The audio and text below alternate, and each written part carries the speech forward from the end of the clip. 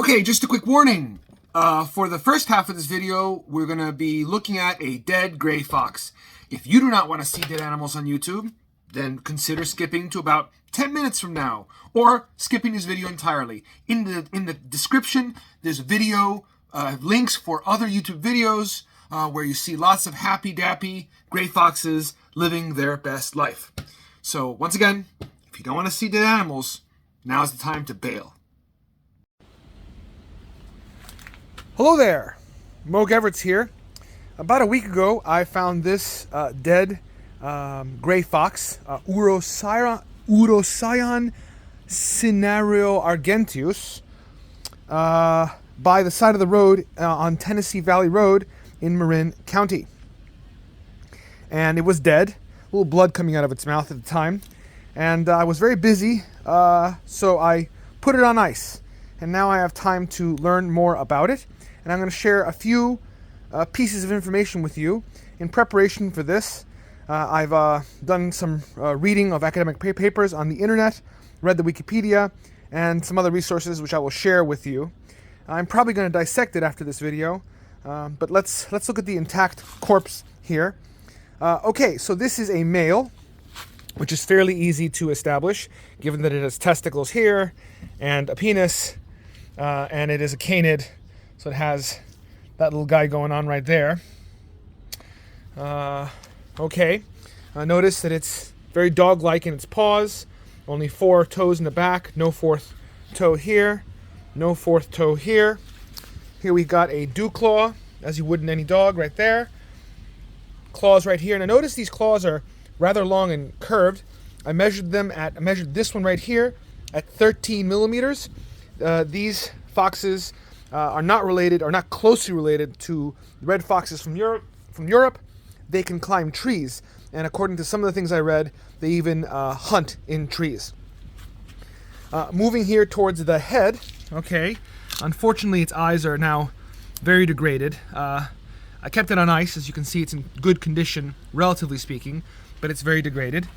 And we can open its little mouth, and we can count its teeth. Let's put a light on this. Here we go. The insects know it's dead. I don't know how they know. The only smell I can detect is its very dirty dog-like smell. But we can see here that it's got, let's count here real carefully. 1, 2, 3. 3 incisors. 1 canid. 1, 2, 3, 4 premolars. And then in the back we got 4 molars. This is hard to do with one hand, but we're going to have to put up with that. Let's separate its mouth even more. You can look in there and validate for yourself 4 molars. Same thing, almost the same thing at the top. 1, 2, 3 incisors. Canids. 1, 2, 3, 4 premolars. And then you can see back there a couple of molars. Now, I don't have any experience with these animals. I don't know if this counts as a worn down molar. Those look pretty worn to me. And back there, this might be an older individual, fairly worn. The pelt looks very good. At the time that I found it, its neck was floppy, but the rest was rigid. I suspect this is a car strike. However, based on my research, one paper, in fact, the humans, especially in their cars, are not the only predators of these animals. Also dogs, coyotes, and in their range, where available, bobcats. Now, it turns out that in these are some of the least understood carnivores of North America. They actually can live in close proximity to humans, but seem not to take advantage of human food resources. They seem to eat more or less what they would normally eat in a non-modern human context. Obviously, 500 years ago, 600 years ago, before Western man came here, there were plenty of humans who modified and changed the habitat in which they lived, but not in the way that we do today. Now, based on my research, humans intentionally kill about 500,000 of these a year. and I don't have statistics on how much roadkill. We have very little roadkill statistics, except from point samples or short surveys done by road ecologists. But I assure you, this is the second dead one I've seen here in California on my bike rides, well, let me tell you, I'm sure it's rather common. Let's kick up the light here. They're not very heavy. This one weighs 9.2 pounds. Whatever 2.2 times 9.2 is, that's how many kilograms it is. I'll let you put the correct number in the comments below. Notice these flies. They know it's dead. They know it's dead. Unbelievable. I can't smell any death on it, but I don't have particularly good sense of smell, but it's not bad. It's not bad. It's certainly not my fiance's sense of smell. She can smell me coming a mile away. Okay, so they, like most canids, they're not strict carnivores. They eat berries of different sorts. The research I read showed that, or concluded that they mostly consume native California berries and fruits, in addition to small rodents. They do enjoy, based on some research I saw from Contra Costa County, the county I'm in right now, in fact, they also enjoy eating the Otospermophilus beecherii, the California ground squirrel, one of my favorite little animals, thanks to their interesting communication system, which someday I will study. Let's see, do I have anything else to share with you? Well, no, maybe you find it interesting that the canines are about 1 centimeter long or longer. Oh, maybe it's pertinent to say that not only do they live amongst humans, but they seem to be somewhat okay with roads. They follow roads. Obviously, most of these predators prefer gravel roads and dirt roads. They find them easier to work with. But these guys are not entirely shy of paved roads, which leads to their death, obviously. Did you hear that Anna's hummingbird flying through there? I certainly did. Anyway, and so they follow the roads, and they're okay with roads, far more okay with roads than bobcats, which, like most felids, most felines, stay away from human populations, and they really don't like crossing roads. So it seems like roads are not a huge barrier. It seems that roads are not a huge barrier to their genetic movements. They're okay with roads, more or less. Maybe not Highway 1 or interstates, but 2-lane roads, I think, are crossable for these little guys. Poor little guys. Okay. Oh, and let me add one more thing. I was careful to comb it for parasites before I did anything else. I kept it isolated, and look what I found. A tick, which we're going to look under the microscope, which we're going to put under the microscope a bit later. Okay, before we continue any further with this dissection, this is probably okay for YouTube still. I'm going to pause here, but tell you that I learned that we categorize fur on mammals into different types of fur. There's the long hairs, the hairs that give you the color, have one name, and then this under fur that keeps you warm and is thick has a different name. I will put those on the screen sometime around now.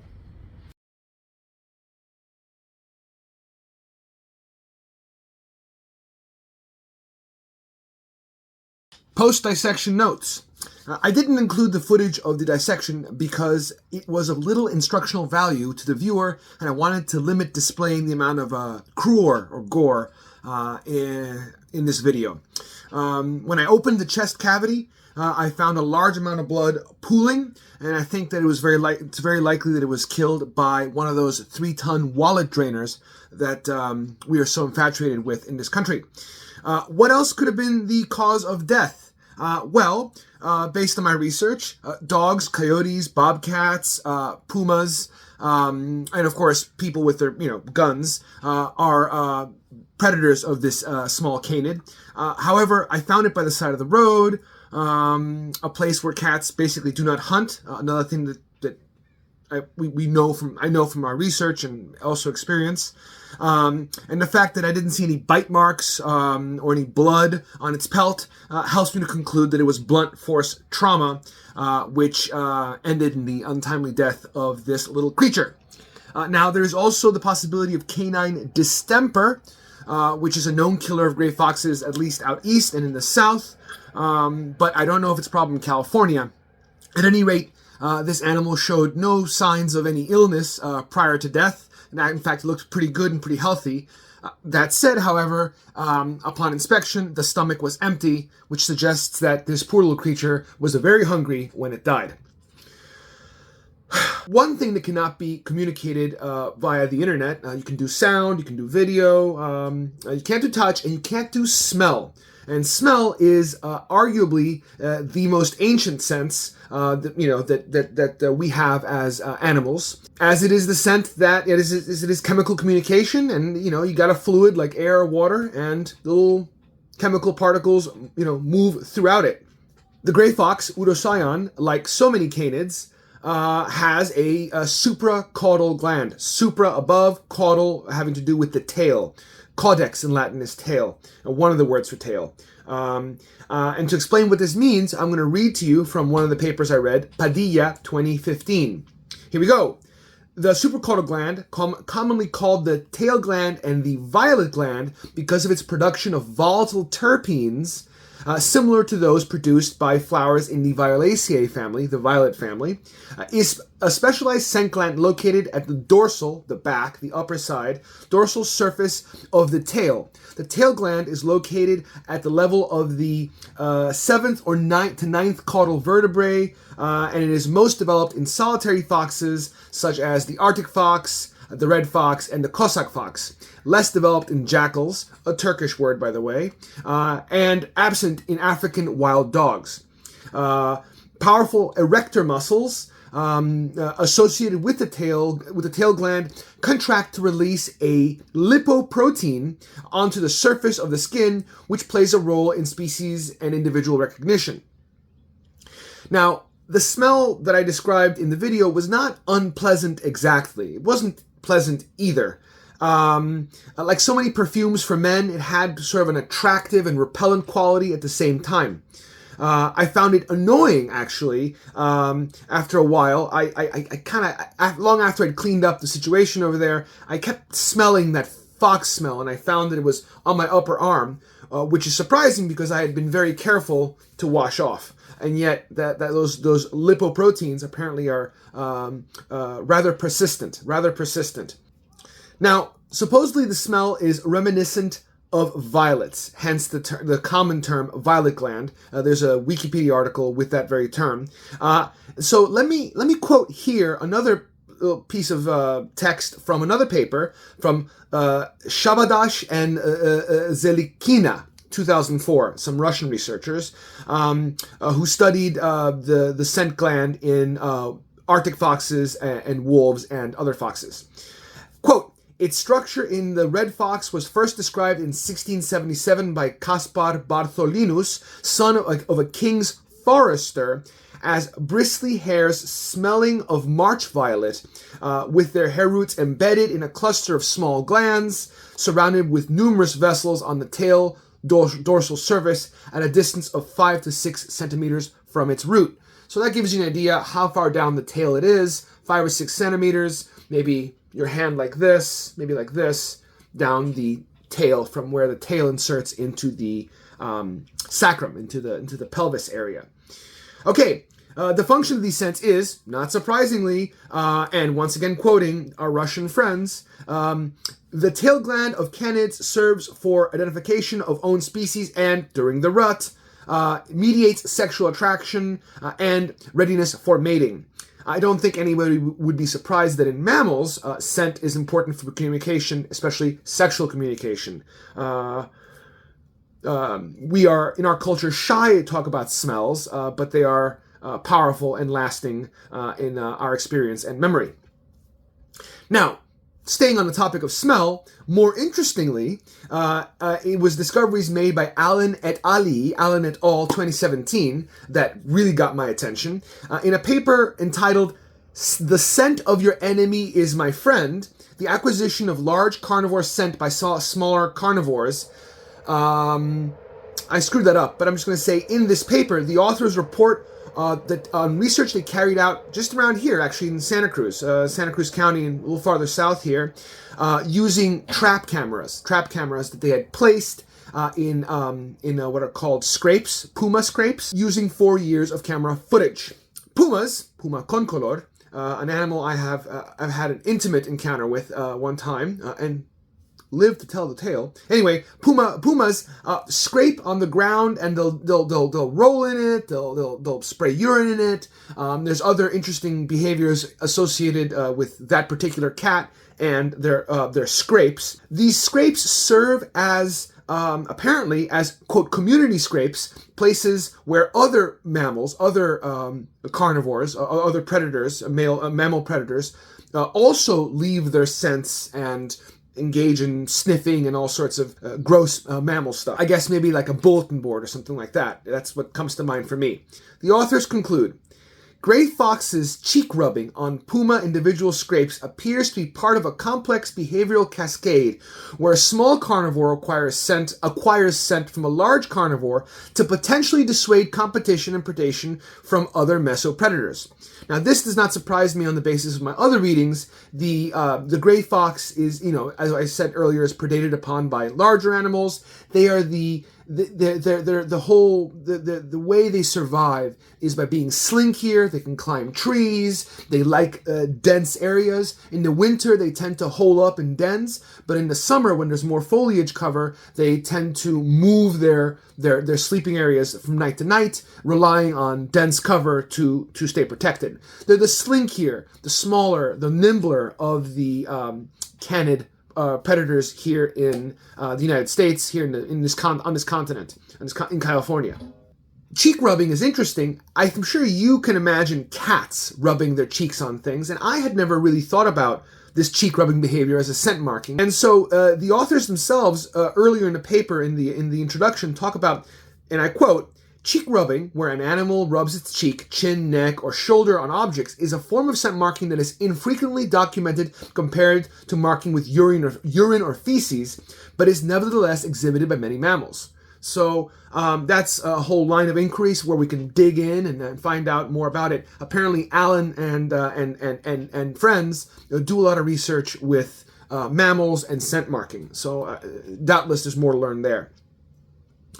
Okay. If you'd like to learn more about all this stuff, I've included a rather long list of resources, citations in APA style, plus links you can click on to learn more. The best survey comes courtesy of USDA's Fire Effects Information System.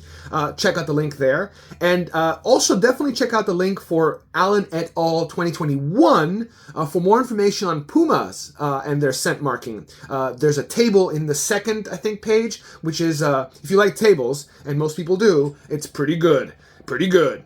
Okay, also, I've included videos in the description of living foxes. Yes, living foxes. 2 videos in particular. My favorite is the one from this gentleman in Texas who films this family of foxes having fun in his backyard back in 2021 when life was simpler and cheaper. Another video from the neighborhood naturalist who uses trap cameras, infrared, so it's black and white. Very good stuff, and he's very informative.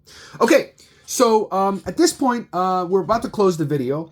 I'm working on a thing inspired by the foxes having to do with Miwok, the Native American peoples who lived up in Marin County prior to the invasion in 1775 or so, when that began. I guess they still live there today, just the culture has changed drastically. So anyway, getting distracted here, I'm doing some research on Miwok myths involving the fox and our own Western myths involving the fox. And so if you'd like to hear more about our anthropological relationship to these animals, again, involving the Miwok and Western European cultures, a comparison there, leave a comment below and let me know if you're interested. If you've got any questions, comments, please leave them in the comments below. Thank you very much for your time. I hope you've enjoyed this protracted video. Have a nice day.